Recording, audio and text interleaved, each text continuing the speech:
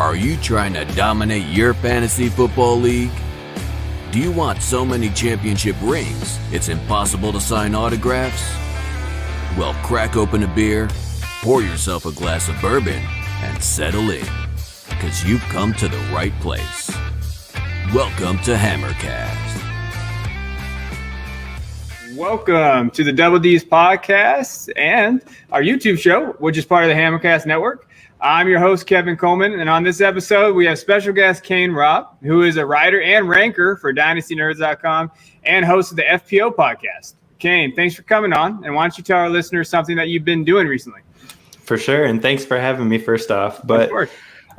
We just started up the FPO podcast again. It was a podcast I did with a couple of friends from Minnesota, and we realized everybody kind of has their niche and everything, and we wanted to start something new. So we just completely changed the format, and we're going full game show, fantasy football and game show. And we just released our first game show episode with Jake Trowbridge.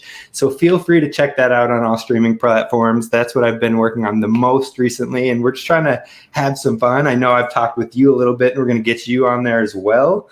But otherwise, you said I write for Dynasty Nerds. I have been doing a couple of rookie profiles. Just dropped my recent one on Trey Lance, who's actually my QB2 in this class, which might shake a couple of feathers out there. But feel free to check the article out. It's pinned on my page, and that'll do some explaining for you. That's where I'm at right now.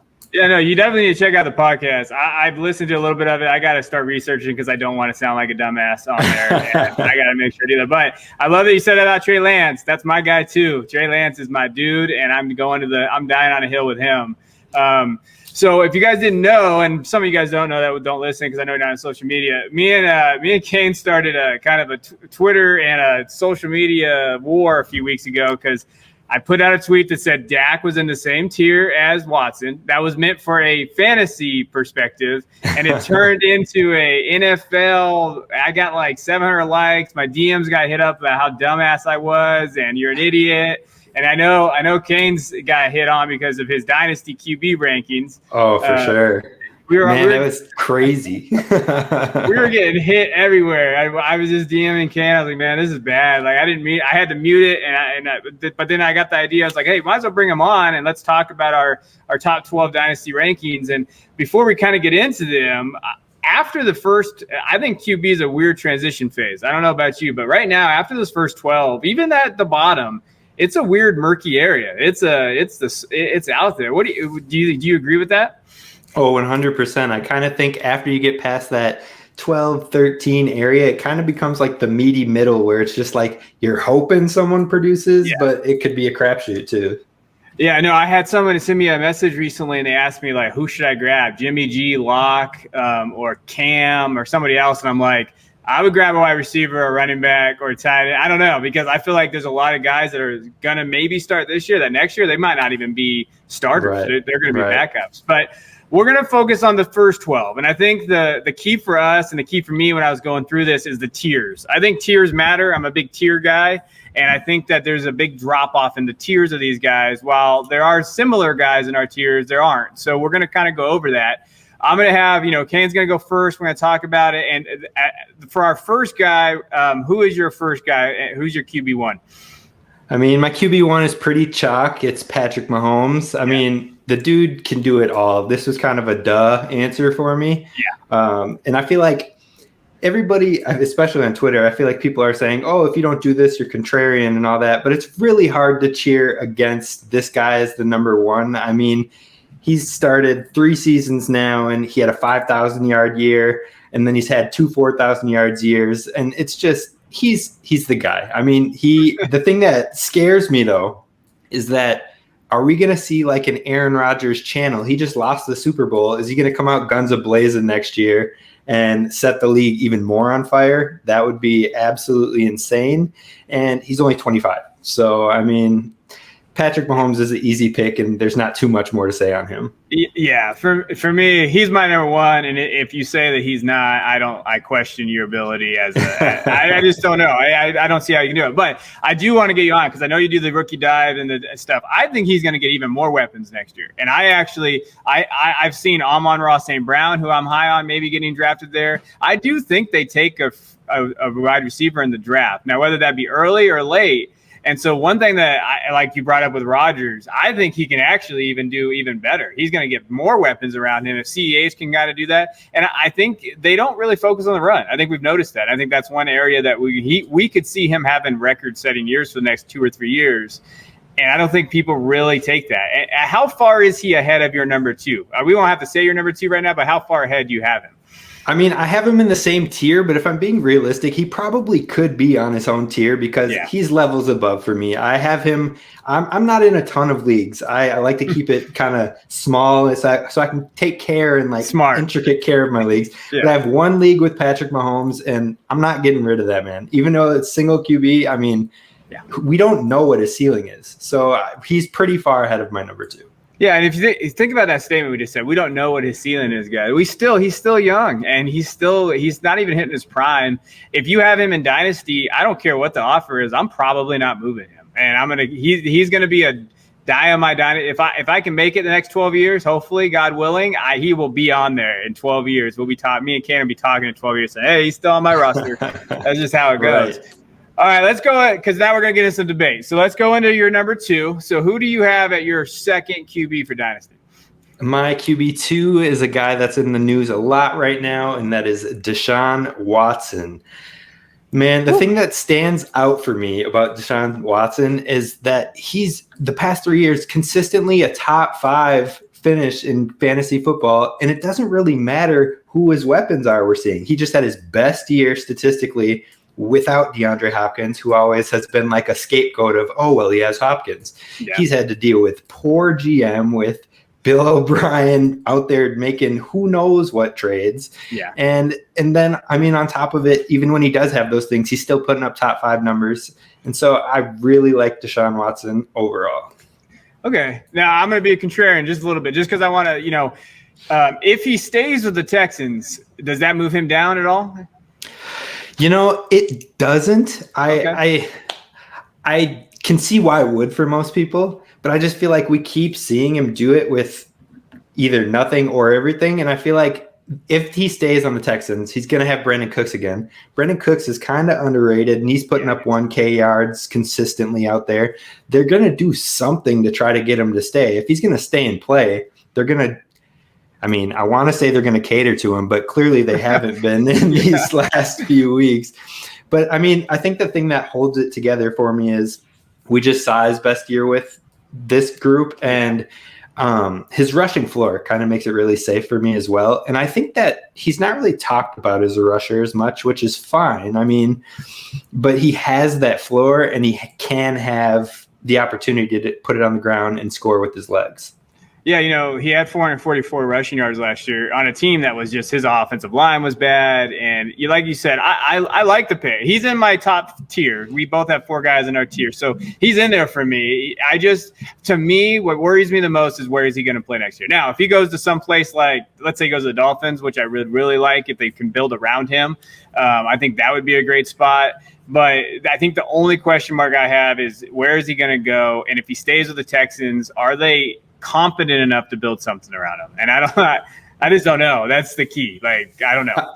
For sure. I get that worry. But again, with the options he had this year, he just had his most yards by almost 700, just had his most touchdowns by 7, and he had his least amount of interceptions. So, the guy has enough talent to keep it together. Oh, yeah. The talent's there. No, it's there.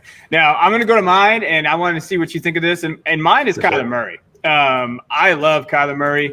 I was always kind of high on him coming into the year, even his rookie year coming there. I really love that where he's at. The offense scares me just a little bit because I think that I think Kingsbury gets overrated as an offensive play caller.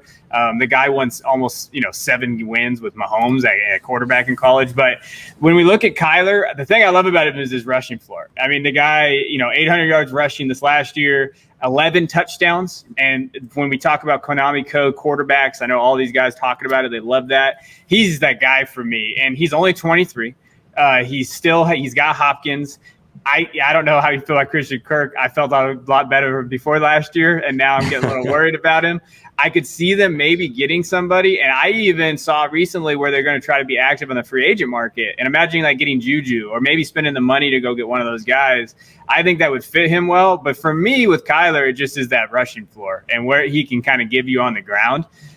But again, I think he's in a great offense, and his being young and all those things kind of combined, I still think, to me, he's my QB, my dynasty QB2, right behind Mahomes. But it's a clear tier break. But I like Murray and what he gives us. For sure. I think that rushing floor is very nice. Don't get me wrong. But I think that we just saw his ceiling as far as scoring with rushing. 11 touchdowns is pretty unprecedented, and I feel like that has to come back a bit. And I'm not saying that he got hurt because he rushes, but he did get hurt. So, I mean, who knows if they want to take a little less risk, which could take out that red zone rushing ability, maybe a tiny bit. But again, I said that about Josh Allen, and then dude consistently puts up 8 touchdowns every year. They're built a little different, but that's the only reason, I think, main reason why I'm a little bit lower on Kyler than you are. Okay. Is that I think that we might have seen the high end of his rushing side, but I don't even know if we've seen the high end of his passing. So if that goes down and his passing goes up, it could kind of neutralize. Yeah, I think people forget this is only going to be his 3rd year. I mean, we're still talking about a guy that is kind of figuring it out as you go. And from a guy that was supposed to play baseball, right? He was supposed to play baseball for the A's, and now he's here, and with what he did in Oklahoma. And I'm glad you mentioned his passing and what he's done there. I mean, he improved. He had 200 more yards extra. I think the key for me was his completion percentage went up 3%. We saw the same amount of interceptions, but his touchdowns went up a little bit more. And I think he's going to be more of a vocal point there. I really like what I see from him. And even the game against Philly where he had 400 yards passing, that was the most passing yards of his career. He can do it now. I think now it's time to kind of build around him. But they need weapons. Their running back situation is a mess. I've never been a Drake guy. I was an Eno Midderman guy until he never got to see the floor or the field. So, I think they're going to need some more weapons around him. But that's my QB2, but still in the same tier as Mahomes, so he's still at tier 1. Who is your QB3? Because this is different for me, and I want to talk about him. So my QB3 is Josh Allen. Josh Allen came out of nowhere. Yeah, we like to call him Josh Stallion in my main league. So, here's the crazy thing. He was one of my biggest hits in 2019, just making my own rankings. I had him in my top 10 before he really kind of broke out there. And when I put it out there in the summer before, everyone's like, oh, you're stupid. And I was like, all right, man. Then he was probably my biggest miss in 2020. Wow. I put him in like the 10 to 12 range because I was like, his rushing's coming back because they drafted Zach Moss. Yeah. They don't want to put the injuries out there on him. And I was completely wrong. Wrong.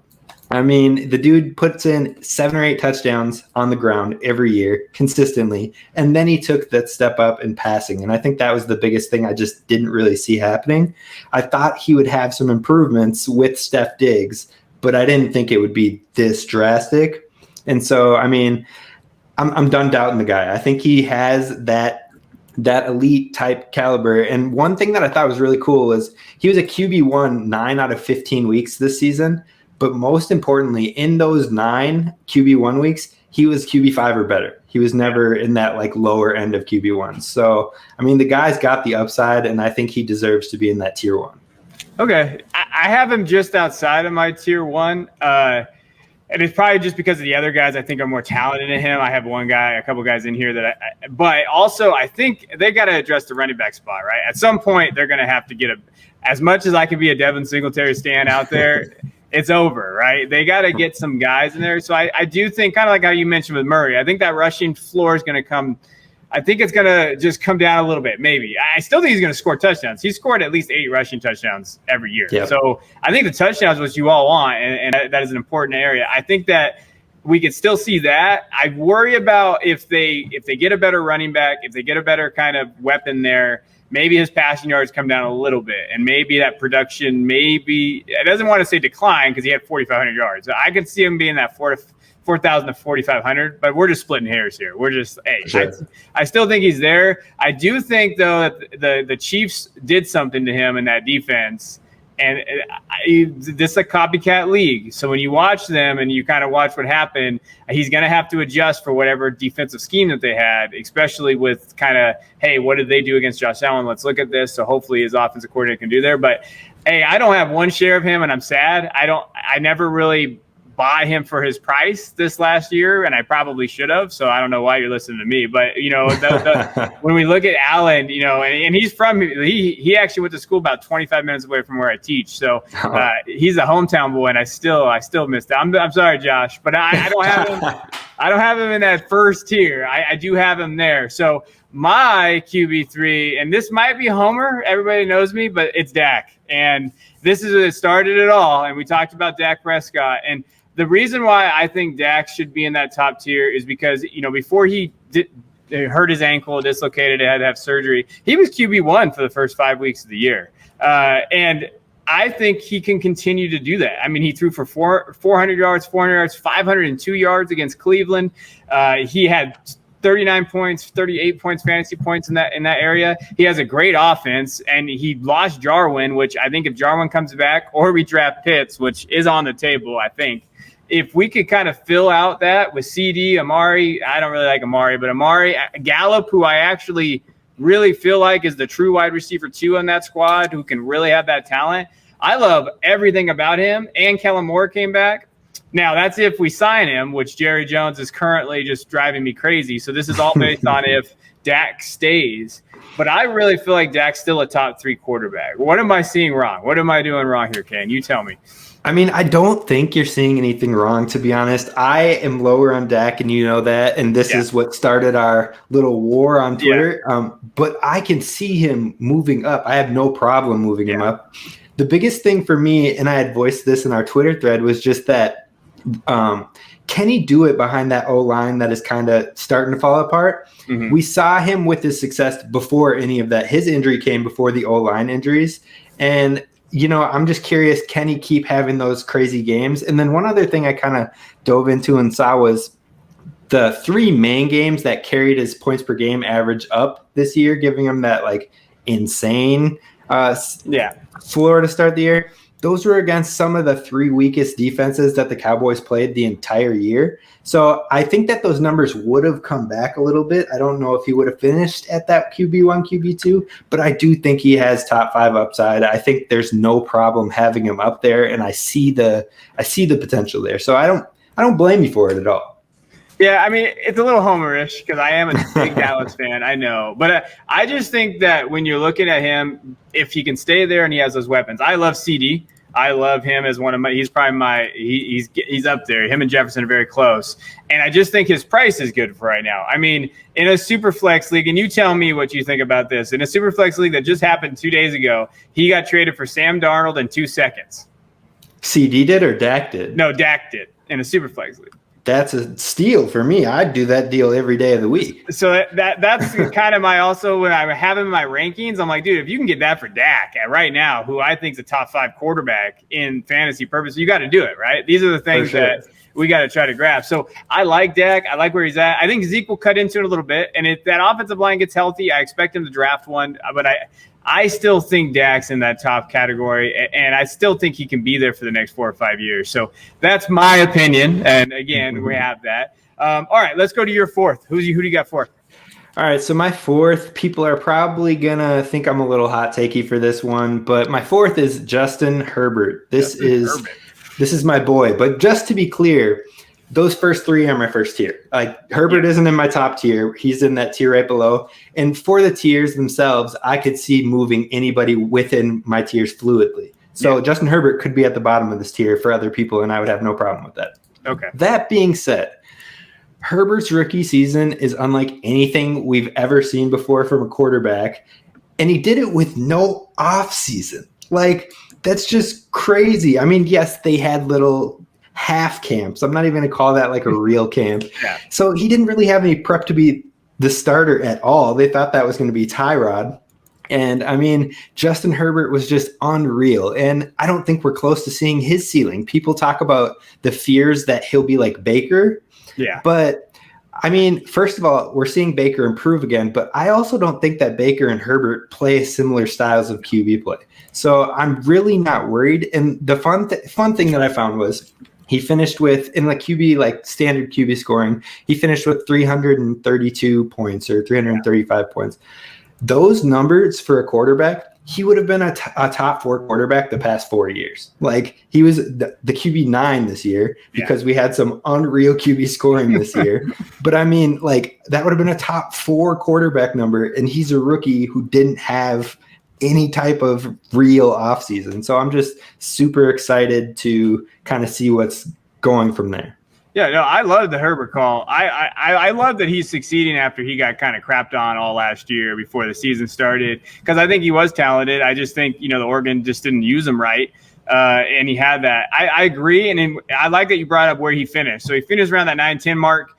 Ahead of him were guys like Brady and Tannehill, even Rodgers and Wilson, and I still think he might be able to finish higher than them in that offense with the guys that he have around them. I would love for them to grab. I've seen Pitts kind of mocked there. I know they probably might go offensive line, but I've seen maybe a wide receiver there. So we could get even better talent. Everybody sleeps on Keenan Allen still. That guy just gets slept on all the time. So I love the Herbert call. I think Herbert, is someone who is definitely up there. He's only 22. He's got that. I think that with that new offense around there, the guy threw 4,300 yards like you talked about, and 31 touchdowns. That's insane. And his defense will get better. So we got to kind of be irrelevant there. For sure. And I think just 2 fun things that you think about, he put up the most completions by a rookie, the second most passing yards, the most passing touchdowns, and he did it behind an offensive line that was ranked 34th in protection rate, according to Player Profiler. So It's just like the ceiling could be crazy if we can get him protected and we can keep his weapons up. And I think I'm kind of excited for this new coach. So we'll see what happens with that too. Yeah, no, I think the new coaching staff coming in is going to look good. I think they'll probably open it up a little bit more. And you got to remember, too, Eckler was out pretty much that entire year. He had Kalen Ballage, even Joshua Kelly's carcass out there trying to do some things. They're going to help him in that receiving game, too. And the running back's just going to help him in that offense. So I believe in Herbert. And if they upgrade the tight end position, as much as I love Hunter Henry, he is not a game breaker. He's not a game changer out there.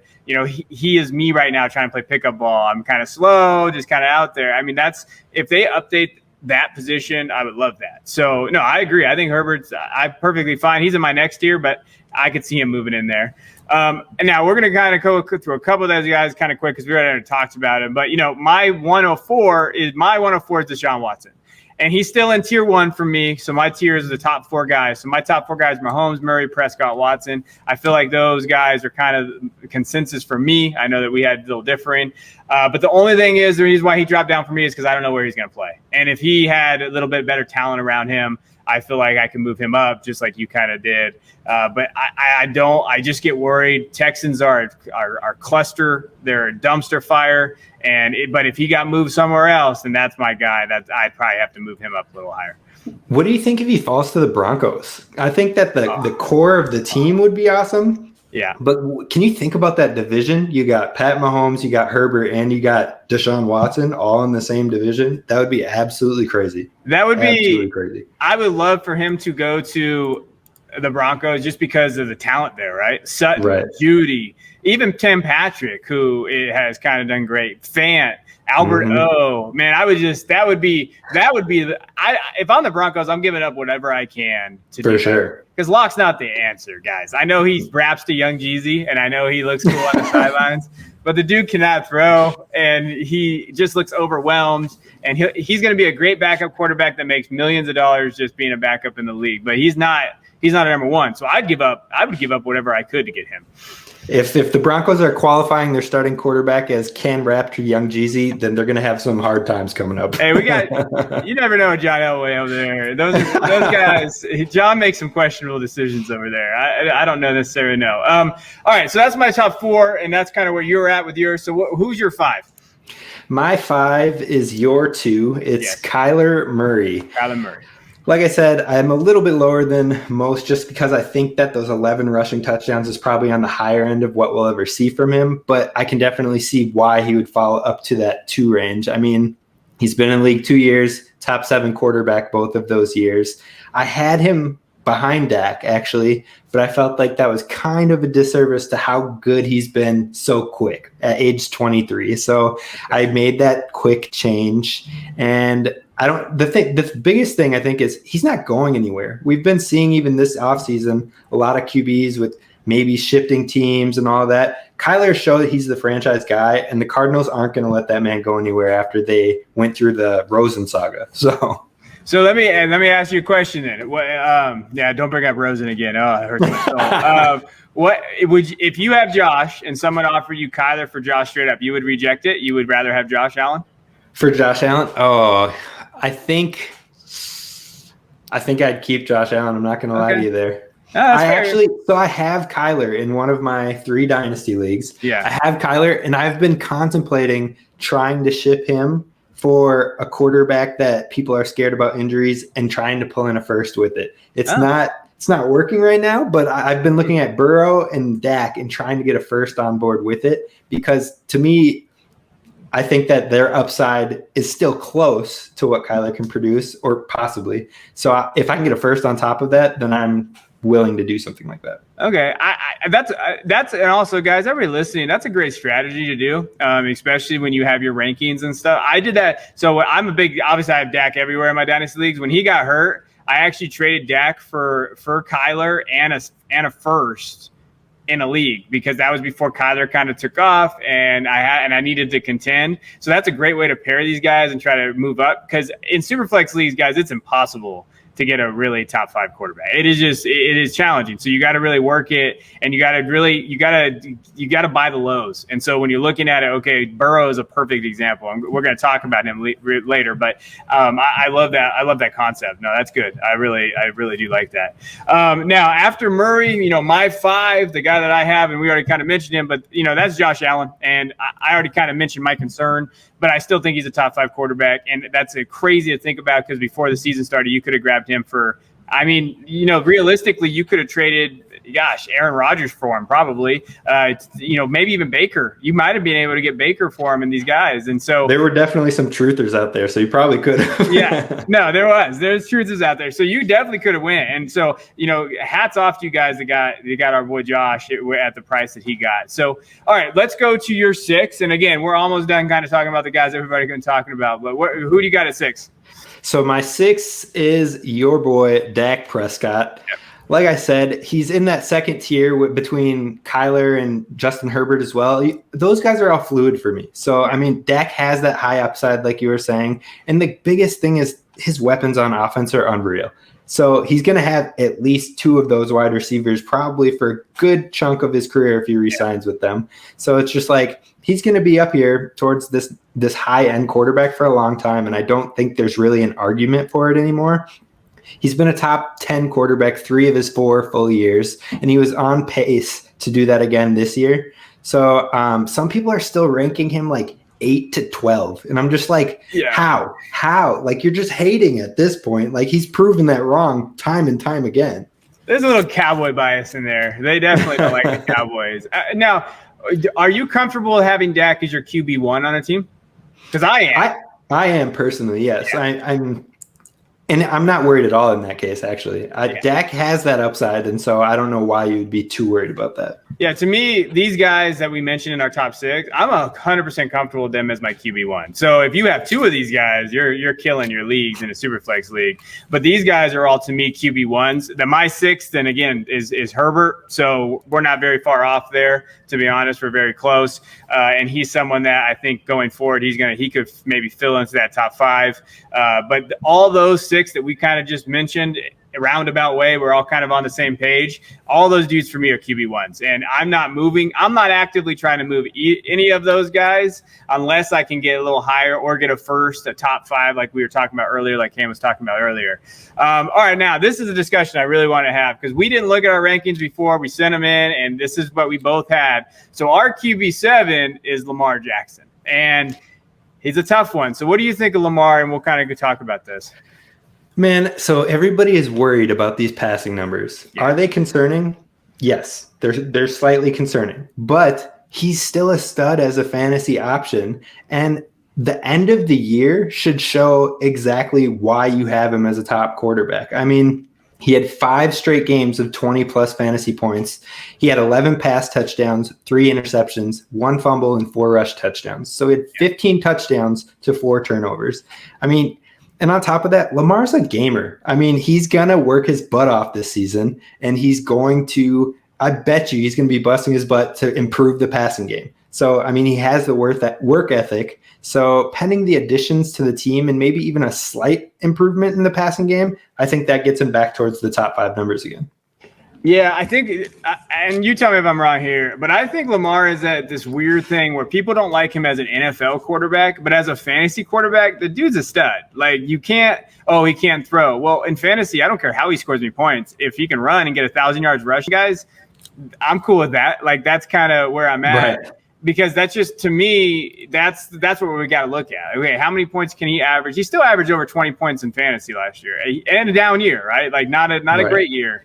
And he's still at 26 and 9, so 26 touchdowns and only 9 interceptions. So, and I think my biggest thing is they need to get, they need to get him a little upgrade at the wide receiver position. What is your opinion of their wide receiver? What about Marquise Brown? Because I like Brown, but I feel like they don't use him right. I agree with you 100%. And also, I'm not sure he's an alpha. You know what I mean? Like, I like the guy. I think he's a great secondary option, but I don't think that he's the guy that if the game's on the line, we need to get him the ball unless somebody else is opening that up. And now Mark Andrews was opening that up for a bit, but I feel like we saw him come back a little bit. And so I feel like they really need someone that's an alpha that can go out there and command the defensive attention, because then Marquise is just going to stretch the field and it's going to open up a lot more for Lamar to have both bigger plays and shorter plays.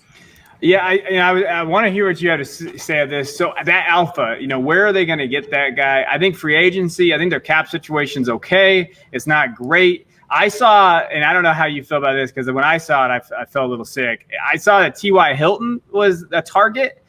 As much as I like Hilton, he doesn't stay healthy. And that, I feel like that's a stopgap, right? Like, and I don't know who that guy is. I feel like they need a bigger guy, some guy like you said, the strength. Maybe it's in the receiver. I saw Rashad Bateman get mocked there. That would be interesting. It would be kind of cool. I don't know if this will work, but if they could go and take a guy like Bateman, and then if you want to also, because who knows, my biggest thing with Bateman is I don't know if he's going to produce immediately as an alpha. I think he can develop into an alpha for sure, but I think that he might take a little bit of adjustment time and whatnot. So what are your thoughts if they got Bateman and then brought in a guy who looks washed, but he was commanding targets like AJ Green on a super cheap veteran deal? I mean, AJ wants to compete, so you let him maybe take a little bit of the shine right away and let Bateman come up. And I'm sure he could help teach Bateman as well, kind of the NFL lifestyle and whatnot. I don't know. I think that would be kind of interesting. AJ would be a good call. I think last year he just didn't fit in that offense, and I know he doesn't look great, so don't think I'm out here kind of saying go buy AJ Green. Right. If you have AJ, you got Marquise, and you have Bateman in the slot, which I think Bateman can play in the slot. I think it depends where Bateman goes, but I think Bateman will do well if you get other guys around him that he doesn't have to go against double coverage. If Bateman's in single coverage, I think that's kind of where he will shine. But if you have those guys outside, I love the Green call. I think that's a cheap guy that you can grab very cheap for probably what he would be commanding, because they're probably going to have to go that route. I think another guy I saw too is Corey Davis. I don't know if they can afford Corey Davis, but again, I feel like they're just kind of, those type of guys are kind of stopgaps. But I do like AJ Green if they're going to improve that. So, and again, Lamar is still only 24. Let's hold our brakes here that he's a bust, because I keep seeing that. And he just had a down year. Yeah. But, I mean, again, he only had 2 games under 15 fantasy points, and those were 13 points and 14 points. If your bad weeks are around 15 points, that's still sufficeable in fantasy football. Yeah, I mean, he's still a top 9 quarterback. He's number 9, and he finished around number 9. So I think that now I'm going to keep asking this question. Would you feel comfortable with him being your QB1 in a super flex league? I think yes. I get nervous. I'm a little nervous on this one. I feel you. I get nervous as well. I think, yes, I would prefer having a person that kind of has the best of both worlds. But if he takes that step as a passer, then we're like, yeah, he's easily my QB1, So if he can improve those numbers by things we were just saying, then I'd feel comfortable. So here's a trade I got offered, and I declined it. So I want you to see if you would have accepted it. So this was going on right before the season, or right before the playoffs. Lamar straight up for Trevor Lawrence. I got offered that, and I have Trevor Lawrence. And I declined. So I also would have declined. And it's funny because I was going to ask you this once we got to Trevor Lawrence, and I'll save it for when we get there. But I have a curious question for you as far as that goes. Okay. Along the same lines. Yeah. So for me, I took it down just because I don't know. I'm worried about Lamar's ability. He wasn't playing well at the time. I didn't just do it. Week 14, I think it was. And I also just think Trevor Lawrence has a really high ceiling. So I didn't want to just take that away. So that's part of there. So, all right. So that's my tiers. So that's my tier 2. So after 7 for me with Lamar, and I think with Lamar, we have another tier break. So when we're thinking of tiers, that's where we're at. So we're at number 8. So why don't you go ahead and give me your 8? All right. So my number 8 is the previous number 1 pick, Joe Burrow from Cincinnati. I think he looked super promising during those first 10 games. I'm hoping the offense will have more scoring opportunities through the air because he only had like 13 touchdowns, I believe, through the air. And I mean, he was pacing extremely well as a rookie pre-injury. It wasn't Herbert level pacing, but it was still great pacing. So, I mean, like, we've seen the flashes from him at the NFL level, and we saw pure dominance at the college level. So I think now that we've seen those flashes, we can tell he's going to be special. It's just they have to start protecting him. They have to make sure that he has those pass-catching options, which he does, and maybe he'll even get more. And then one thing that was really cool was that he cracked a 400-yard passing game as a rookie. We don't really see that too often. So I think his future is bright. He has that high-end upside for me, and I really like Joe Burrow. Yeah, Joe is in the same tier as me. So, I mean, I just mentioned he's my 10. So we're right in that same kind of wheelhouse. I think that injury that was nasty, and I want to see him come back from that. I love his offense, though. I mean, Tyler Boyd is my guy. I don't know what your feelings are for Tyler Boyd, but I get that guy everywhere because he's so underappreciated. Exactly. And I saw somebody say this recently, and I 100% agree. He said Tyler Boyd is the new Robert Woods. And I'm like, yeah, you know what? I can see that because he consistently puts out these wide receiver 2 numbers, and he's getting dropped down like 11, 12, 13 of, in the ADP. So I love that they have him. T. Higgins, what do we need to say about T. Higgins? He's a stud. I think that they're going to upgrade again. I love Mixon. I know some people are out on Mixon, but I still think that offense is pretty good if they improve, like you said, the offensive line. I love Burrow, and I think that realistically, him and Herbert are going to be kind of in that class of who's going to be the better quarterback. And we still got 2 out there, but those 2 guys. For sure. No, I agree. And so now, and I'm interested in your take on this one for me, because this one, he's a hard one for me because he's such a pain when he comes. He's either hot for 5 games and he's cold for 5 games. And that's my 8th guy, and that's Russell Wilson. He's been in the news a little bit. He's pissed about getting hit all the time. And what I have to say about that is, would you freaking get rid of the ball, Russell Wilson? Like, just get rid of it. That's all you got to do. I have him 8, and he always starts off the year great. Consistently, he's always there. He finishes QB5, believe it or not, this year. And I know that I have him, so I know how much he hurt you guys in that second half of the year. I think part of it was the defenses he was facing. I think part of it was Chris Carson got hurt. And I think part of it, his receivers, Lockett, kind of disappointed him. And I'll be honest, I'm a Lockett guy. And Metcalf, as great as Metcalf is, the separation issues are still kind of there sometimes. And that offensive line, they just didn't give him enough time. So I still think Russell's in that top 8 category. This is why he's in my tier 3, though, which is a little bit of a decline. And after, they stopped letting him cook, as we say, he definitely did decline a little bit. And if you looked at even like the Rams, he did play pretty good defenses, though. So the one thing I will say, like Rams, Giants, Washington, the Rams again, and the Rams always seem like they have his number. So I get a little worried about that, but I don't know. I still think he's a tier 3 quarterback. I still think he's borderline tier 2, but what do you think with him? Yeah, I'm a little bit lower on him than you are, and I'll probably get reamed for that. But, it's 2 things that really get him lower for me. It's what you said with that inconsistent from week to week. He really starts off hot, and then he kind of comes back. And it's not like he's bad when he comes back. He's still like putting up 18 to 20 points a game usually. But it's just like the inconsistency makes me want to take a shot on someone that's A, younger, and B, has that same type of high upside. Yeah. So that's why I'm a little bit lower on him. But the second one is the main reason, and that's just because for some reason, Seattle doesn't want to let him cook. I mean, they let him cook for a little bit. We saw what he could do. And then at the end of this year, we got Pete Carroll saying, yeah, we need to run the ball more. We need to get a new coordinator that's going to run the ball more. Yeah. And it's just like, all right, well, if you're going to run and you just want to run and you don't want to let this man do what he can do and be what he can be, then he's going to be a little bit further down for me. Yeah, no, I agree. You know, and just to put it in perspective, like I was talking to you guys about how he's hot and cold. He did finish as QB5, but from week 10 to 16, he was QB14. And that's really going to hurt if he's your QB1, which he was for me in a lot of my leagues. He was. And guys like Baker and Phillip Rivers finish higher than him in that stretch. And if those guys are finishing higher than you, I get a little nervous. I still think he's there because I still think he's still relatively young. I mean, I don't know anymore. These guys play to the 34 or 44, like Brady. You know, he's 32. I still think he has a couple more years where he can be your final. But if he's your QB1, I may be a little bit nervous for you. He's, you know, QB1, QB2. I think he's borderline right now. And this might be a good time to try to maybe unload him, depending on what you could get for him. If you can maybe get one of these younger guys, especially with this younger class coming in. I saw him go for Tua and a first. Thought that was interesting. It depends on what you think of Tua. But, you know, he's still in there. So I think he's there. All right, let's go to our number 9 because, hey, we have the same number 9. So, you know, we're pretty smart guys. If you follow us, you'd be getting this information a lot better. So we got Trevor Lawrence at the 9. So what do you think of Trevor? Because I got some guys out there that think Fields is their number 1 quarterback. That's the big debate, right? That's what's going on right now. Right.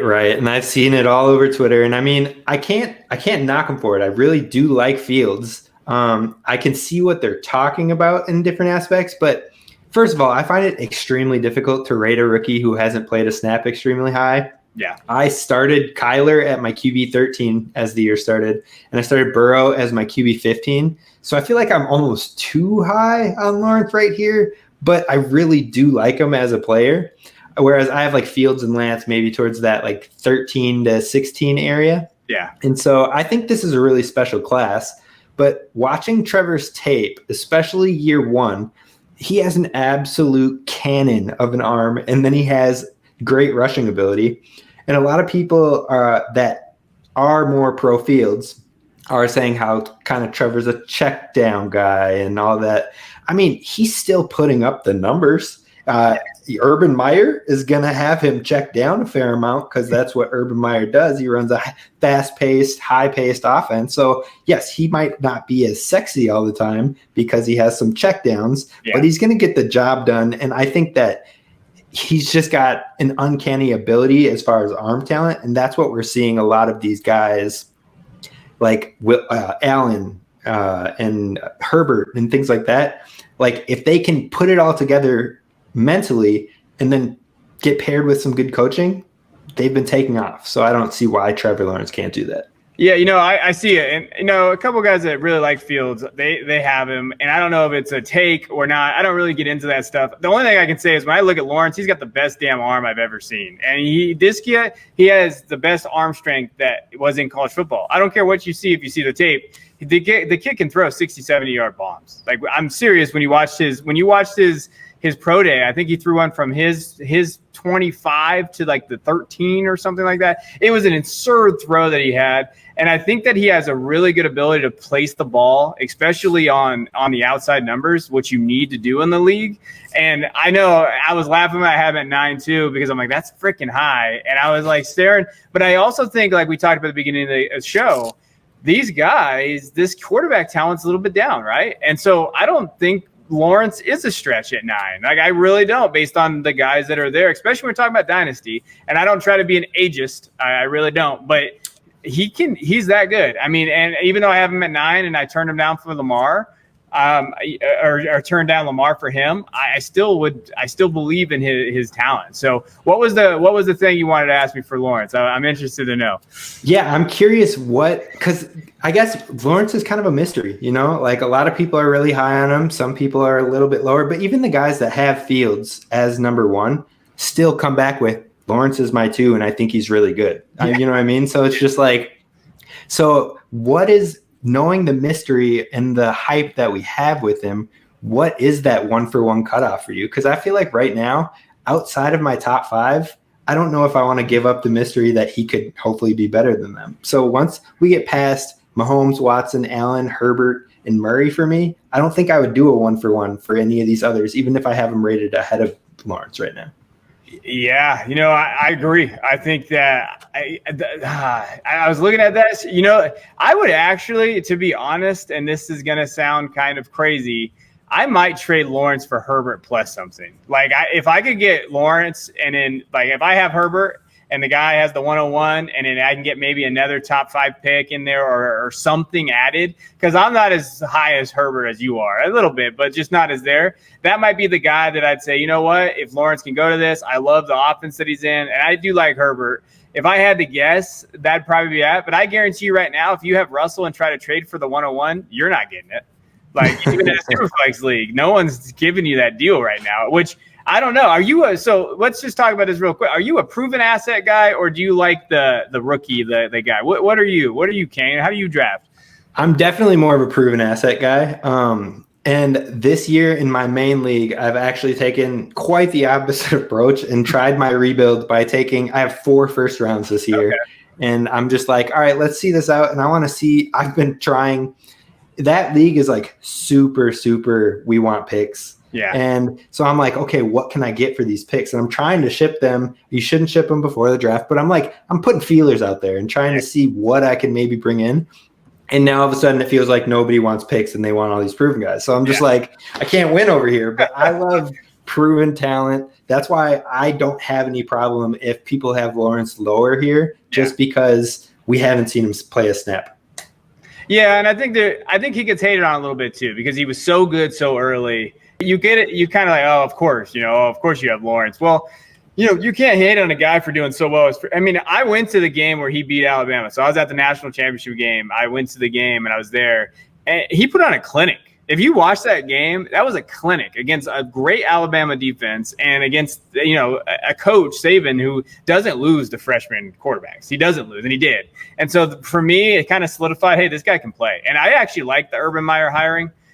And I know some people don't. And as a Michigan guy, I hate Urban Meyer, but I think he'll fit with that team and what he's going to try to do. I love that Chark's going to be there. I even love, Laviska, all those guys. So I agree. I think he's there, but Herbert might be the one guy that I would try to maybe flip for. I know it sounds sacrilegious, but I need something added to that, and I don't know if they would do it. But those are the kind of where I'm at with that. So that's kind of where I'm at. But again, he's high for me. He's really high, and we'll see how that plays out. I'm interested, but I'm not one of those guys that's going to stick to it. Like, if he struggles, I'll admit, hey, he might need a little bit more time. So that's kind of where I'm at with him. So we're at 9 now, or 10, excuse me. And we've talked about both these guys, so you can add something or not. It's completely up to you. Your 10 is Russell Wilson. Yep. And I think overall, I've kind of already explained it, but it's just I like the youth a little bit more, which I don't typically like to do, is like, oh, he's a little bit younger. So because I find you miss out on some of those top talents. So I don't like to do that. But in this case, just with the inconsistencies and wanting to run the ball so dang much, that I have bumped him back a little bit. That's fair. And that's that. Yeah, that's fair. And in mine, this is the end of our third tier. Mine's Burrow, and really it's just because of that injury, and I need to make sure that he's there. But he's still in that third tier for me. As far as our last kind of tier, the last 2 guys of our top 12, and we have a couple of interesting ones here. And for our 11 is Aaron Rodgers. And so both me and Kane had him. I'd be honest, maybe after last year I wouldn't have had him this high, especially, but after what I've seen Brady do, it's kind of hard. I don't know. Aaron Rodgers has that talent, right? So what do you see in Rodgers? It's a little bit of bias coming from my side because I'm a big Packer fan over here. So even when he had that down year, I was like, nah, he's still a top 10 guy. What are you doing? But no, I think I like to do my Dynasty rankings over the next 3 years for the main part, and kind of the first year weighs heavily more, and then that third year is like a bit less. But I think over the next 3 years, he's still going to be a high caliber player. And we just saw QB2 finish with him. I won't be surprised if he's top 8 over the next 3 or 4 years again. And I guess the only thing really that did bring him a little bit back was age for me, just based on value. To me, universal value should play a little bit in your ranks, just because Rodgers is only going to have the value for maybe 4 more years or so. And so you got Burrow, Herbert, who are going to carry it for 10 plus. So it's just like, that's where that he fell back a little more than I would want to put him as a diehard Packer fan. Yeah, and I think he's playing with one of the best receivers in the game, Devontae Adams. Oh, for sure. Depending on what you think, Devontae, and are they gonna draft a wide receiver there, Kane? Are we gonna get any help over there for him? What do you think? All right, so here's my thing. Everybody hated on our draft this year, and I questioned our draft a fair amount, but I'm like a trust the process guy, so I'm just going with it. Yeah, I think now that Rodgers has shown, look, I still got the spark. I can be that guy. I just showed you I'm the MVP.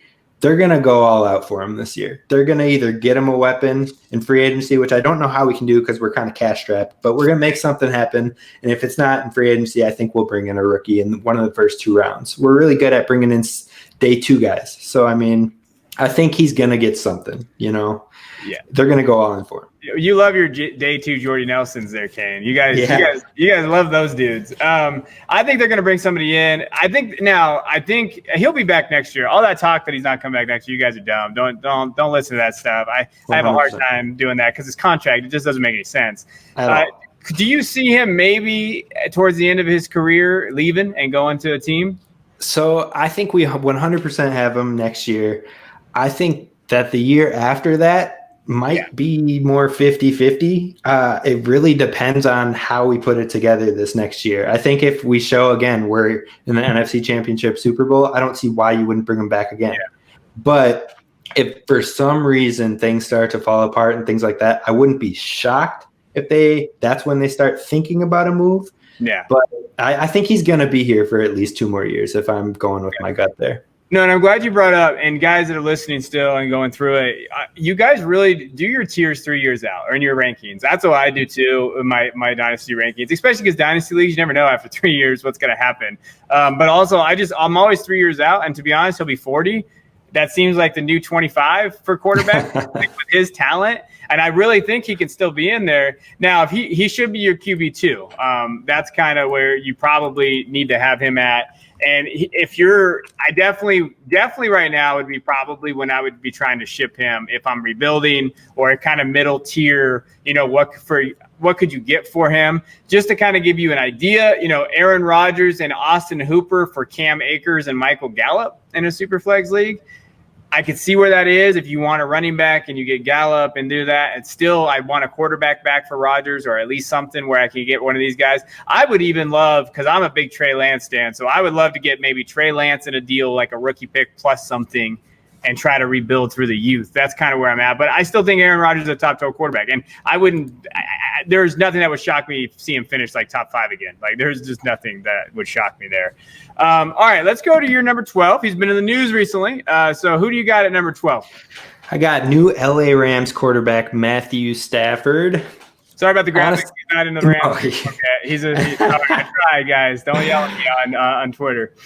No, honestly, like, in my soul, I wanted to move him higher, but I just can't. But I mean, he was a top 9 quarterback in 6 out of his 7 years prior to Patricia. In 2019, he was on pace to be QB3 overall and based on points per game before the injury. The talent's still there. I mean, he was still QB15 this year with over 4,000 yards with his broken down pass catchers. And I'm sorry, but like if you think that Marvin Jones was a top pass catcher, I'm sorry. No, he's not there anymore. He's past that. He's past that prime. So, I mean, he's going to pair up with perhaps one of the most eclectic offensive minds in the league. And I just think that we've taken for granted what Sean McVay has done with that offense. We hyped him up to a crazy caliber during the Super Bowl year in his first year, but then all of a sudden it's kind of like come back. And I think that it's only kind of come back because he's been too busy trying to protect Jared Goff from himself. So I think that now that he has a quarterback that can see the game and can make those changes at the line of scrimmage and whatnot, his potential is unreal, even though he's 32 years old. Yeah, no, I love it. Stafford was one of the biggest buys for me last year, and said, "Hey, in redraft, go grab him late." And then he had a season he had, and I'm like, "Damn it!" Like because everything was kind of set up, right? But I didn't take the Patricia. I think like Kane talked about, the fact that he went from Matt Patricia, but even before then, prior, even Caldwell, these guys, to Sean McVay is the biggest step you need to know, because this guy can still sling it. Stafford, the only thing that I kind of worry about with Stafford is his back. That back injury is definitely something just to keep an eye on. But he's in a perfect offense. There's no reason why he can't be. Now, he's probably a QB2 for me, but there's no reason why he couldn't finish in that top 12. Like, I love what he has. He has a lot of upside right now. And to be honest, his value is probably, you probably should have traded him before he got to the Rams. But even then, I wouldn't mind paying the prices for him, because I think if you're a contender, he's a guy that can kind of lead you to that fantasy championship next year, to be honest. For sure. So I really like that. I like Stafford. My 12 is someone who I think gets crapped on a lot, and I just wanted to give him – I think Stafford's my 13, so these guys are very interchangeable for me. But my guy's Ryan Tannehill. I got to give Ryan Tannehill a shout out here. I mean, he finished 7th overall according to PPR, or just regular standard league fantasy pros. He kind of goes on the radar, right? And he's someone that not a lot of guys think about, but he's a very consistent quarterback. Is he going to have those big games? He'll have every one of those. He had a 37-point game, but that was against the Lions. Everybody scored points against the Lions. But against Cleveland, he has those 20-point games. He consistently kind of fits into that 22 points per game. He averages that 22 points per game this last year. So I think he's a solid QB2. They just got Todd Downing, new offensive coordinator, so we could see a shift. We could see maybe them throw the ball more. I know they want to get Brown the ball more. AJ Brown's my wide receiver 1. That's my hot take of the year. But I love his talent, and they could come in and get another receiver. If they don't bring back Corey Davis, they can maybe sling it a little bit more. So going 3 years out, he's only 32. Tannehill feels like he's been in the league for 20 years just because his Miami days aged him so much. I still remember watching the Hard Knocks with him and with him in Miami, and I just would laugh about it. But he's only 32. So if you look at it from that perspective, and he finished QB7, I could still see him having pretty good numbers next year, and we'll see after that. But what do you think of Tannehill? Where is he at for you? He's right in that 13-14 range for me. I think one thing that's kind of cool is he's got that little sneaky rushing ability in the red zone too. Yeah. 7 touchdowns this year, 4 touchdowns last year. I mean, he's got that little – he's scoring. Okay, he's sneaky fast. We call those white quarterbacks. They're sneaky. Yeah, exactly. Right. The only thing I'm slightly worried about is I just realized Jonu's a free agent too. Yeah. So I wonder if they bring one of those two back. I would hope so, or at least bring in another pass catcher with AJ Brown. Yeah, Smith. Jonnu Smith going out, and I think they'll bring him back. I love him too. I do think there's some question marks. I just think after you get past these guys, 12, 13, there's such a big tier break, to be honest, until we see what these rookies can do. I still think he's a QB1 for me. So those are our 12. And so, again, for me, I kind of have those guys in tiers, and those are the guys we're kind of looking at. And like we kind of mentioned, the one thing that we wanted to kind of do today towards the end is talk about some guys after those 12, after our top 12. Who are we buying and who are we kind of selling? Guys that we want to try to get some value. And I think this would be a little bit interesting for you guys to see, okay, who do we giving up on and who are we thinking that maybe could shift into that in that group? So, Kane, give me a buy for you. Who's a buy? Give me one buy first.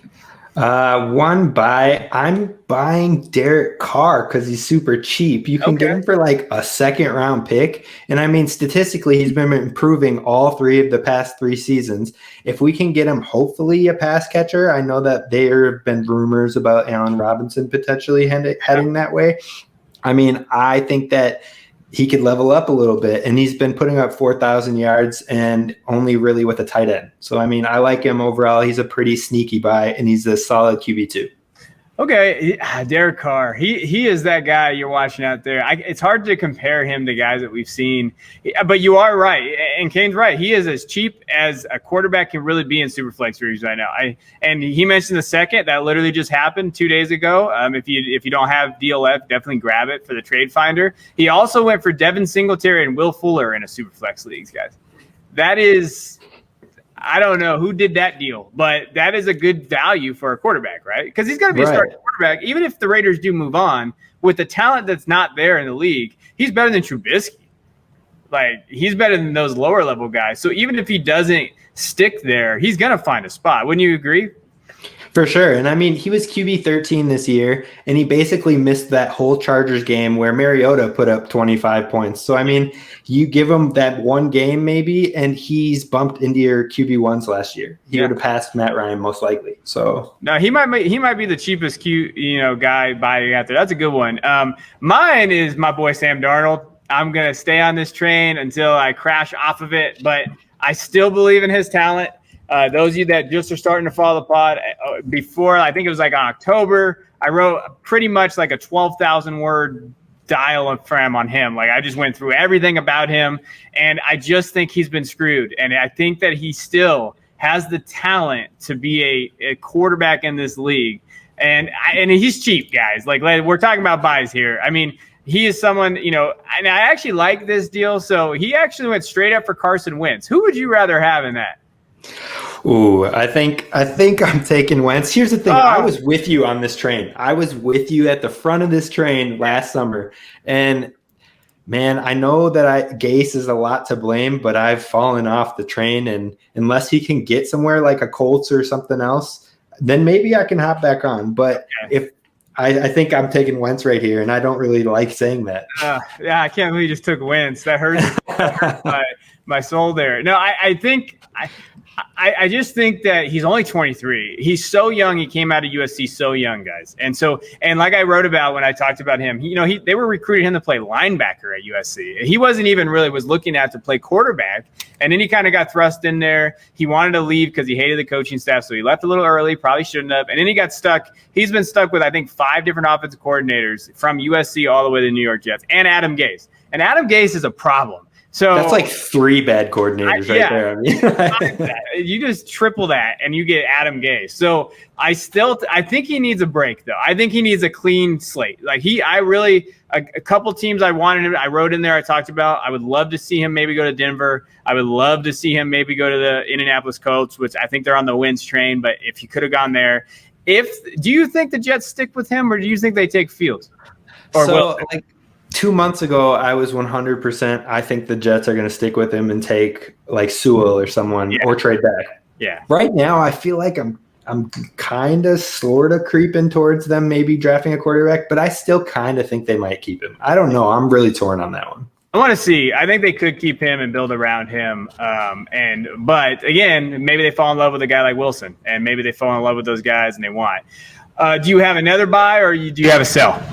I got a big sell for you, and people might hate me for it. Let's hear it.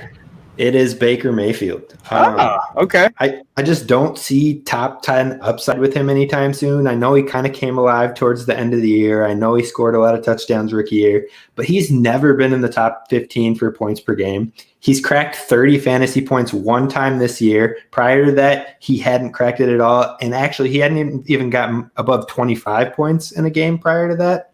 So I'm just like, I don't really see the upside that other people want to. I think people like his moxie. They like his swagger, but the upside isn't there for me. And he's had 3 QB1 weeks in 2019, and he had 5 in 2020.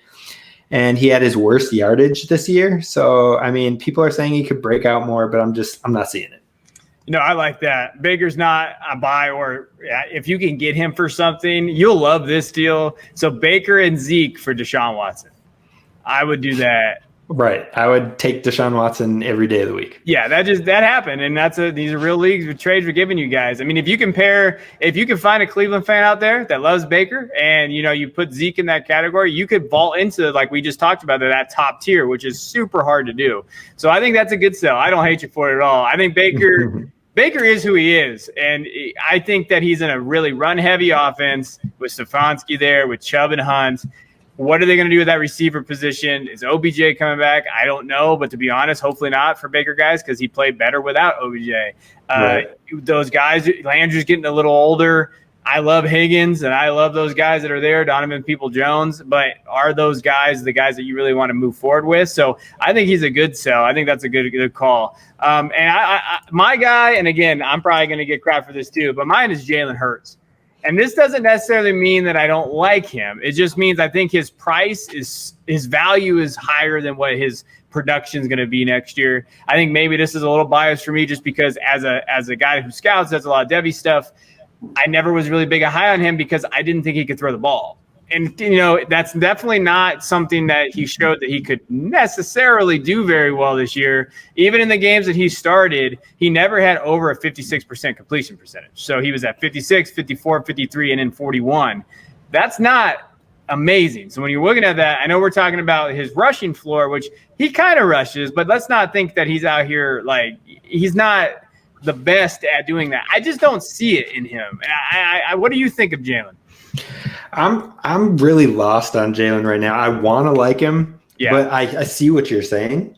And I think that the rushing floor gives him some opportunity to be an okay quarterback too in fantasy football. But I've seen people out there saying like, oh, he's going to be QB1. He's in the top 10. I don't know if I'm on that train. That's a little too much for me. We don't even know if the guy has the job for sure. They might keep Wentz. I mean, it doesn't look likely, but the fact that they had this much debate kind of shows that they're not all the way in all the way either. So, yeah, I just think you could get something for him. Like, because based on where your price probably got him, right? So if you drafted Jalen Hurts probably in the third and maybe second round of rookie drafts, and you probably already kind of solidified in the position, imagine if you could flip that for a running back. So if someone flipped him for Antonio Gibson, I don't hate it.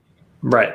Like, that's to me is something I don't hate. I think that you always have to look at what your roster is. Or what about this one? Because I don't know how sure I've done this one. Jalen Hurts for Daniel Jones and the 105. So first round, fifth pick. Ooh, it's really tough. It depends on what your team needs as far as like how the rest of it looks. I could see maybe, but I think I'd maybe lean Hurts that way. I don't know. That one's really tough. That's about as fair as I've seen a trade for him. Like, I don't like Daniel Jones, so that's where my hesitation is. If I could maybe flip Daniel and get somebody with that fifth pick like Wilson or Lance and then try to flip Daniel for something else, maybe I would do it. But I think Hurts is a good area right now to try to see. You might see some guy, and I would wait until Wentz gets traded. Then I'm definitely when his value is peak. For sure. Those are the guys there. Now, if you're listening, I appreciate you listening. Kane's really smart, guys. Like, I'm glad I ran into him and I met him, kind of recently. But he's someone that I really enjoy following him. If you're on Twitter at Kane Rob, is someone you get on there and follow this guy because he's going to be somewhere big. I really appreciate him coming on and spending some time with us. So, what are some things, Kane, that you're going to be? What's your next article, or what's your next? What is some things down the future for us to keep an eye on? The articles are still in the works. I think I'm going to drop a Nico Collins rookie profile soon. But outside of that, I'll be focusing more towards Dynasty content. But the biggest thing for me right now is that FPO podcast, just having some fun with it. Yes, we have some fantasy takes there, but really we're bringing on our guests. We're having fun. Like you have a ton of information. You have this great podcast to get your great information. And then you can come over to ours and listen to us play some Jeopardy or lay the smack down and things like that. So that's where I'm at right now. And thank you so much for having me on your podcast. It's been a blast overall. Oh, yeah.